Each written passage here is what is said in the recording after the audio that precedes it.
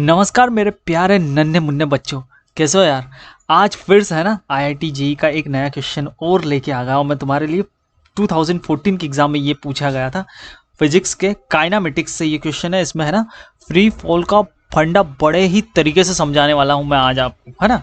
तो अंत तक बने रहे और पूरे क्वेश्चन का सॉल्यूशन देखना, क्या बहुत मजा आने वाला है। देखो यहाँ पे हमें दिया हुआ एक टावर, यहाँ पे लिखा हुआ है इसने क्वेश्चन में, from a tower of height h। उसकी हाइट कितनी दे रखी है, h दे रखी है। A particle is thrown vertically upward with the speed u। वहां से एक पार्टिकल को इन्होंने अपवर्ड डायरेक्शन में क्या कर दिया है, थ्रो कर दिया है। h हाइट का एक टावर है, ओके। यहाँ पे ये टावर बना लिया हमने, ये h हाइट का एक टावर बना लिया, कैपिटल H हाइट का।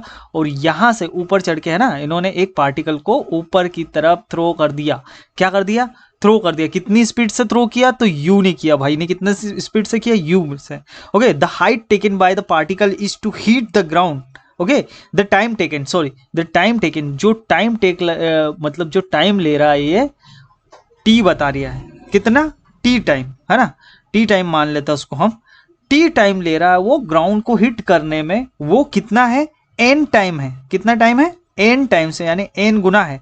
That taken by it to reach the highest point of the path. देखो है ना, हाईएस्ट पॉइंट ये हो जाएगा।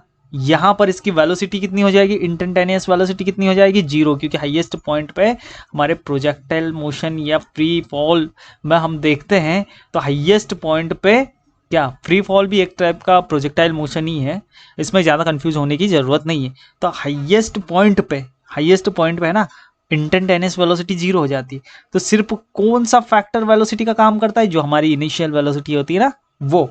तो हाईएस्ट पॉइंट पर पहुंचने में इस बॉल ने या इस पार्टिकल ने जितना टाइम लिया उसको हमने बोल दिया टी नॉट।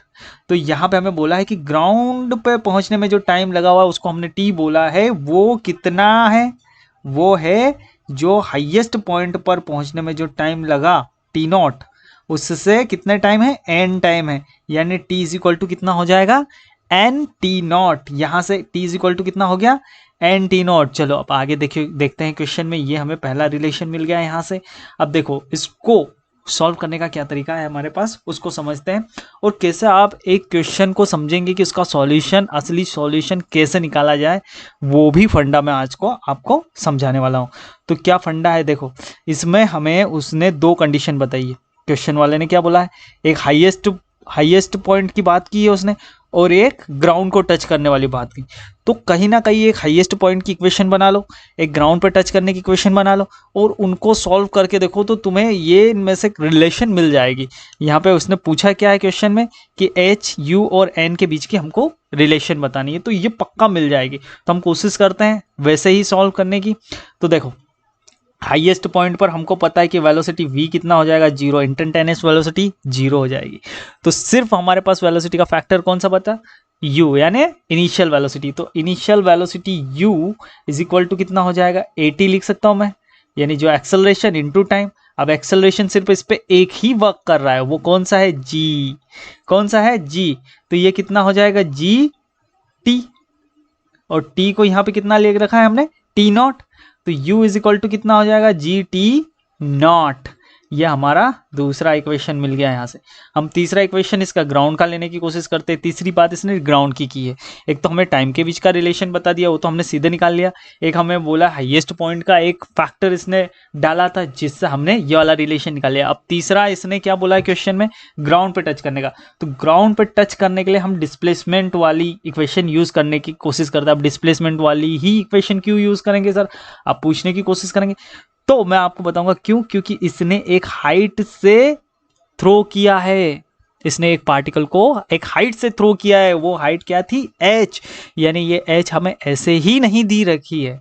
ये h हमारे लिए क्या है, डिस्प्लेसमेंट है। क्योंकि डिस्प्लेसमेंट में हम क्या देखते हैं, इनिशियल पॉइंट और फाइनल पॉइंट, यानी हमें डिस्प्लेसमेंट की इक्वेशन निकालनी है। क्योंकि डिस्प्लेसमेंट हमारे लिए ऊपर से लगाकर ग्राउंड तक पहुंचने तक सिर्फ डिस्प्लेसमेंट, पार्टिकल में वास्तविक डिस्प्लेसमेंट क्या हुआ, शॉर्टेस्ट डिस्टेंस कितनी मिलेगी, ये जो टावर की हाइट है उसके बराबर ही तो मिलेगी। तो इसीलिए हमें ये टावर दिया हुआ था। ओके, तो इस टावर में जो h इसकी हाइट यूज हुई है, वो भी तो हमको उसका भी तो रिलेशन में ये चार ऑप्शन में दे रखा है, तो इसलिए हम उसके बारे में देखें। तो ये हाइट h, देखो अब पार्टिकल टावर के ऊपर से फेंका गया है, यानी टावर इतनी हाइट तक आएगा, तब तक तो क्या रहेगा हमारा सही साइड की ग्राउंड से कोई चीज़ फेंके और ग्राउंड पे आए, उस टाइप का फंडा चलेगा। लेकिन देखो वो अब क्या आया है, नीचे आया है। क्या आया है, यानी जो पार्टिकल की हम ग्राउंड पोजीशन, अगर शुरू की ग्राउंड पोजीशन माने तो वो टावर की हाइट होगी, शुरू की ग्राउंड पोजीशन। यहाँ पे कंफ्यूज होने की जरूरत नहीं है ना। लेकिन उसके बाद वो कहाँ आया है, और भी नीचे आ गया, तो इसलिए हमारी हाइट जो रहेगी वो काय में आएगी, नेगेटिव आ जाएगी। ओके, इज इक्वल टू कितना होता है, you t plus half a t square. अब यू तो हमारा यू ही है, ओके, और टी हमारा क्या है, एन टी नॉट, ओके। और यहाँ पे टी नॉट कितना है हमारा, टी नॉट है, यहाँ से अगर निकाले हम तो u बाई जी, और हमारा t है n टी नॉट, और यहाँ से t इज इक्वल टू कितना हो जाएगा, n टी नॉट यानी u बाई जी। तो ये हमारा आ जाएगा। तो t की जगह मैं भैया n u बाई जी लिख सकता हूँ, हाँ लिख सकते हैं बिल्कुल, okay. Plus half a t square, देखो ये इक्वेशन यूज कर रहा हूँ, s is equal to u t plus half a t square, हो ना। t की वैल्यू मैंने यहाँ पे रख दी है n u बाई जी। अब मैं हाफ यहाँ पे लिखा हुआ है 1/2, ए की जगह कितना लिख दूंगा, जी, क्योंकि जी एक्ट कर रहा है, और जी किधर की साइड एक्ट कर रहा है, नीचे की साइड। किधर की साइड, नीचे की साइड एक्ट कर रहा है, इसलिए माइनस जी आया। अब बोलेंगे कि सर यहाँ पे आपने माइनस क्यों नहीं लिया जी के लिए, u is equal to G T not पे क्यों नहीं लिया। तो मैं ये बोलूँगा कि ये सिर्फ हमने हाईएस्ट पॉइंट तक की बात करी थी, कहाँ तक की पॉइंट तक की बात करी थी, हाईएस्ट पॉइंट की। लेकिन टोटल मोशन में जो डिस्प्लेसमेंट हो रहा है, जो रिजल्टेंट वैल्यूज निकल रही है, वो बिल्कुल हमारे ग्राउंड लेवल से भी नीचे मिल रही, इसलिए यहाँ पे हमने जी का यूज़ किया। और यहाँ पे फिर कितना बचा हमारा, टी, तो टी की वैल्यू कितनी है हमारे लिए, एन यू बाई जी, उसका होल स्क्वायर दिया हुआ है, ठीक है। इसको आगे सॉल्व करते हैं तो हमारे पास टोटल मिला के बचा minus h is equal to u, और यू कितना हो जाएगा, यू स्क्वायर, और एन वैसा का वैसे divided by G minus 1/2, okay. G, एक जी से एक जी को काट दूं तो नीचे सिर्फ एक जी बचेगा, ऊपर क्या बचेगा, n square u square, okay. आगे सॉल्व करते हैं, माइनस एच, यहाँ से जी कॉमन ले लूँ, यहाँ और यहाँ से, और यहाँ से 2 कॉमन ले लेता हूँ, तो यहाँ से कितना बचेगा, ये बचेगा हमारे पास एन यू स्क्वायर, और ये 2 कॉमन लेंगे तो 2 यहाँ आ जाएगा, माइनस यहाँ पे कितना बचेगा, एन स्क्वायर यू स्क्वायर, यानी minus 2h g is equal to कितना हो जाएगा, यहाँ से मैं क्या कॉमन ले सकता हूँ, यू स्क्वायर ले सकता हूँ और एक एन ले सकता हूँ, तो एन यू स्क्वायर कॉमन ले लिया, तो यहाँ क्या बचा, 2 माइनस एन।